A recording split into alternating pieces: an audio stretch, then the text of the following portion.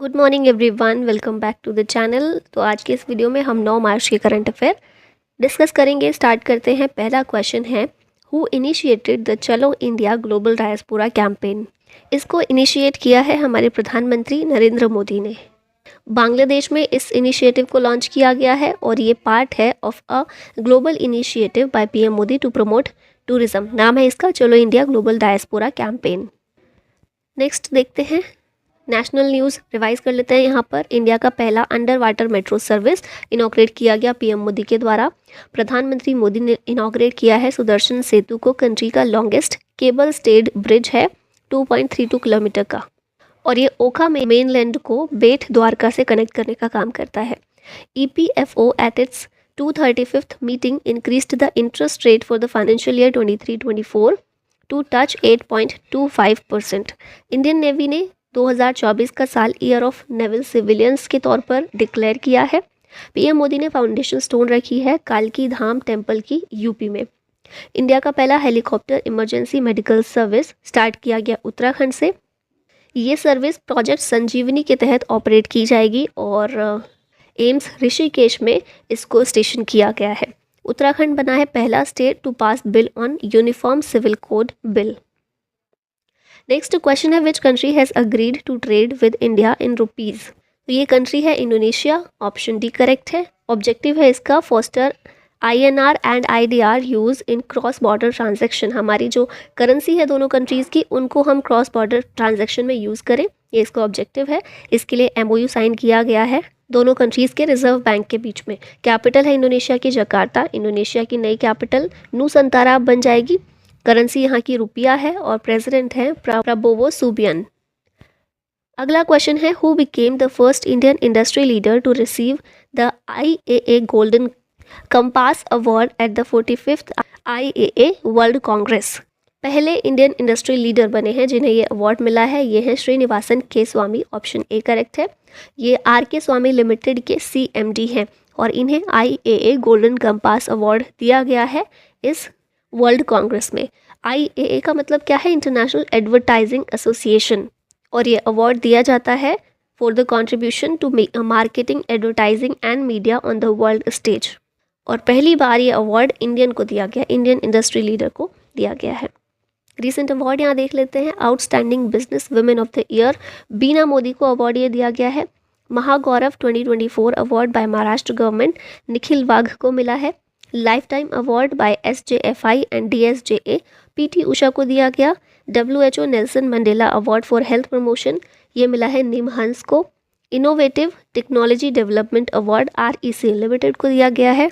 Under water photographer of the year 2024 ये Swedish photographer Alex Dawson को मिला है।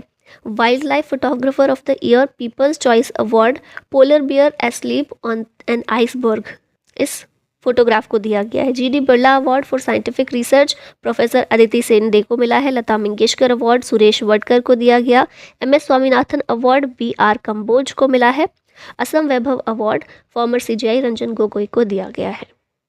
Who will participate in the Sea Defenders 2024 exercise alongside the Indian Coast Guard? तो Indian coast guard के अलावा इसमें United States coast guard participate करेगी। नाम है एक्सरसाइज का सी डिफेंडर्स 2024। मैरीटाइम सिक्योरिटी को लेकर दोनों कोस्ट गार्ड दोनों कंट्रीज़ के आपस में कोऑपरेशन और कोऑर्डिनेशन कर सके, इसलिए इस एक्सरसाइज को किया जाएगा। नेक्स्ट देखते हैं, इंडियन कोस्ट गार्ड की बात कर लेते हैं। यहाँ पर इंडियन कोस्ट गार्ड एक मैरीटाइम सिक्योरिटी फोर्स है भारत की। इसे इस्टेब्लिश किया गया था 1 फरवरी 1977 में by the coast guard act, primarily responsible for enforcing maritime laws, protecting marine environment and ensuring maritime security. Ministry of defence के अंदर ये काम करती है। हेडक्वार्टर है नई दिल्ली में। Indian navy, department of fisheries और अदर मैरीटाइम एजेंसीज के साथ मिलकर ये काम करती है और डायरेक्टर जनरल इस समय NSG के हैं दलजीत सिंह चौधरी। नेक्स्ट क्वेश्चन है, who was honoured with the book India's contemporary macroeconomic themes looking beyond. तो इसका आंसर हो जाएगा C Rangarajan. Option C correct है। यहाँ पर बुक लॉन्च की गई है Madras school of economics event में। इसके एडिटर हैं DK Srivastava and KR Shanmugam. C Rangarajan हमारे former chairman of economic advisory council रह चुके हैं और फॉर्मर रिजर्व बैंक के गवर्नर भी रह चुके हैं। इनकी कुछ समय पहले ही बुक रिलीज हुई थी सी रंगराजन की, forks in the road, my days at RBI and beyond. Where was the first edition of the blue talks meeting held? इस मीटिंग का पहला एडिशन कहाँ हुआ? नई दिल्ली में।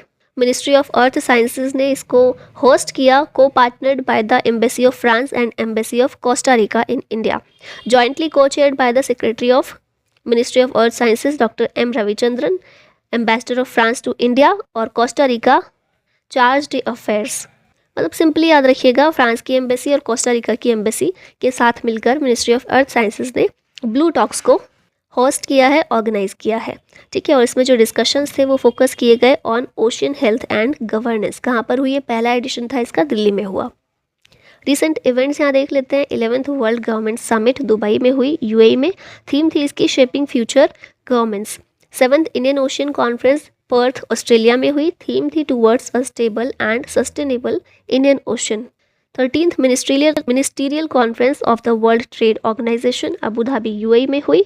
9th रायसीना डायलॉग नई दिल्ली में। इसकी थीम थी Chaturanga, conflict, contest, cooperate, create. और नेशनल हॉर्टिकल्चर फेयर 2024 ऑर्गेनाइज किया गया बेंगलुरु में। Where is the first Bharat steam boiler expo 2024 held? तो इसका आंसर है असम।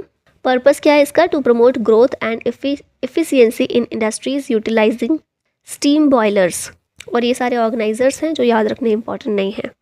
असम की बात कर लेते हैं। फॉर्मेशन हुआ था एक स्टेट के रूप में 26 जनवरी 1950 में। चीफ मिनिस्टर है हिमंत बिश्वा शर्मा। कैपिटल है दिसपुर। गवर्नर है गुलाब चंद कटारिया।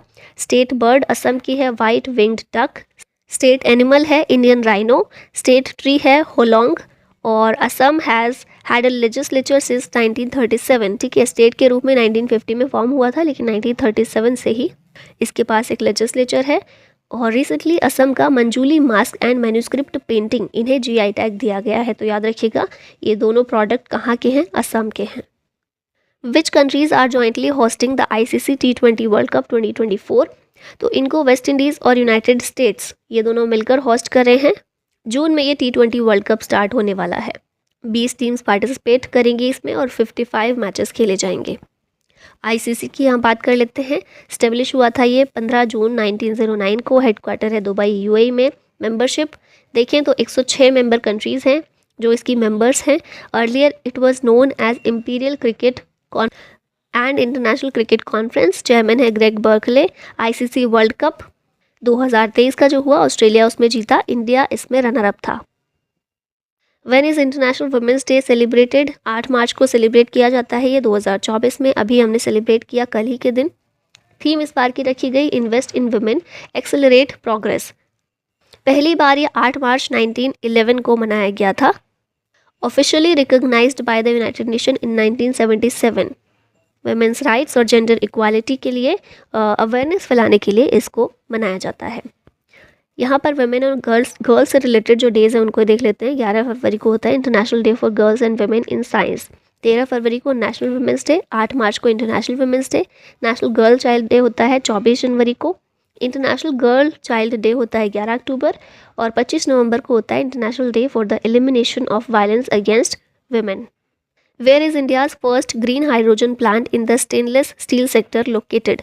तो ये लोकेटेड है हरियाणा में।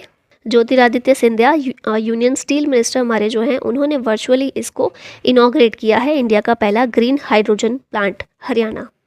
और ये सिर्फ इंडिया का नहीं बल्कि वर्ल्ड का पहला ग्रीन हाइड्रोजन प्लांट है for the stainless steel industry which operates of grid and utilises roof top and floating solar. National green hydrogen mission हमारे यहाँ पर चल रहा है, तो इसके बारे में थोड़ी सी चीज़ें देख लेते हैं। इंडियन गवर्नमेंट का एम है कार्बन नेट ज़ीरो का बाय 2070 एंड एनर्जी इंडिपेंडेंस बनना है हमें 2047 तक। तो इन्हीं उद्देश्यों को पूरा करने के लिए 15 अगस्त 2021 में नेशनल हाइड्रोजन मिशन को अनाउंस किया गया था प्राइम मिनिस्टर के द्वारा। फिर कैबिनेट ने इसको अप्रूवल दिया 4 जनवरी 2023 को। मिशन का टारगेट है 5 million metric ton per annum hydrogen generate करना। 2030 तक ये कैपेसिटी हमें पा लेनी है। इसका एम है to add 125 gigawatt of renewable energy capacity by 2030। Green hydrogen produced through water electrolysis using solar, wind and hydro power. तो जो भी स्वच्छ स्रोतों से जो भी हाइड्रोजन प्रोड्यूस होती है उसे कहते हैं ग्रीन हाइड्रोजन, है ना। और ये स्रोत वाटर इलेक्ट्रोलिसिस है, सोलर, विंड और हाइड्रो पावर, इनके ज़रिए जो भी हम हाइड्रोजन को जनरेट करेंगे वो कहलाता है ग्रीन हाइड्रोजन। और क्लीन एनर्जी गोल्स को अचीव करने के लिए बहुत ही इसका इंपॉर्टेंट रोल है, इसीलिए हमारा ये लक्ष्य है, एक मिशन के तौर पर हमने इसको शुरू किया हुआ है, national green hydrogen mission. Last में क्वेश्चन है आप लोगों के लिए, where was the first jet suit race held? Delhi, Paris, Abu Dhabi या फिर आगरा? आंसर बताइएगा इसका कमेंट में। और इसी के साथ वीडियो का होता है and. Thank you so much for watching the video. जय हिंद।